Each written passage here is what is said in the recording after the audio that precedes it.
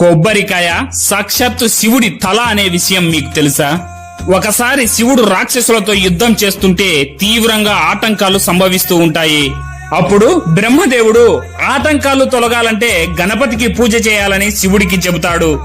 శివుడు గణపతి పూజకు సిద్ధం చేస్తుండగా సాక్షాత్తు వినాయకుడే వచ్చి తన తండ్రి ఎదుట కూర్చుంటాడు. పూజ పూర్తి అయ్యాక నైవేద్యం సమర్పిస్తే గణపతి స్వీకరించడం లేదు, ఏది ఇచ్చినా తీసుకోవడం లేదు. చివరికి పార్వతీదేవి వచ్చి ఇష్టమైన పదార్థాలను పెట్టినా తిరస్కరిస్తున్నాడు. అప్పుడు శివుడు అసహనంతో ఏం కావాలి నాయనా నీకు అని అడిగితే గణపతి నీ తలపండు సమర్పించు అని కోరాడు. వినాయకుడు నా శిరస్సును అడుగుతున్నాడంటే ఏదో మర్మం ఉందని శివుడు గ్రహిస్తాడు. శివుడు ధ్యానంలో కూర్చొని దోసిలి పట్టేసరికి ఆయన చేతిలోకి తెల్లగా మెరుస్తూ గుండ్రంగా ఉన్న ఒక పదార్థం ప్రత్యక్షమైంది. పరమేశ్వరుడికి ఉన్న 3 కళ్ళలాగా ఆ పదార్థంపై 3 కళ్ళు ఏర్పడ్డాయి. లక్ష్మీనారాయణుల శక్తి కూడా అందులో నిక్షిప్తమైంది. శివుడి తలపై ఉన్న గంగమ్మ జల రూపంలో అందులోకి ప్రవేశించింది. పార్వతీదేవి తెల్లటి రూపంలో తినే పదార్థంలాగా అందులోకి ప్రవేశించింది. అప్పుడు ఆ పవిత్ర పదార్థాన్ని గణపతి ప్రేమతో స్వీకరించాడు. అలా అప్పటి నుంచి ఇప్పటి వరకు కొబ్బరికాయ లేకుండా చిన్న పూజ కూడా జరగడం లేదు. ఈ వీడియో నచ్చితే చిన్న లైక్ చేసి మన ఛానల్ ని సబ్స్క్రైబ్ చేసుకోండి. గణపతి భక్తులందరూ కామెంట్ లో చెప్పండి జై గణేశ అని. కొబ్బరికాయ సాక్షాత్తు శివుడి తల అనే విషయం మీకు తెలుసా?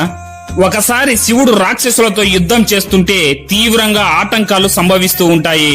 అప్పుడు బ్రహ్మదేవుడు ఆటంకాలు తొలగాలంటే గణపతికి పూజ చేయాలని శివుడికి చెబుతాడు. శివుడు గణపతి పూజకు సిద్ధం చేస్తుండగా సాక్షాత్తు వినాయకుడే వచ్చి తన తండ్రి ఎదుట కూర్చుంటాడు.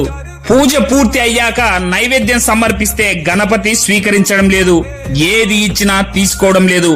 చివరికి పార్వతీదేవి వచ్చి ఇష్టమైన పదార్థాలను పెట్టినా తిరస్కరిస్తున్నాడు.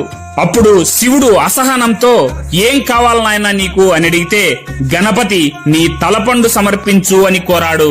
వినాయకుడు నా శిరస్సును అడుగుతున్నాడంటే ఏదో మర్మం ఉందని శివుడు గ్రహిస్తాడు.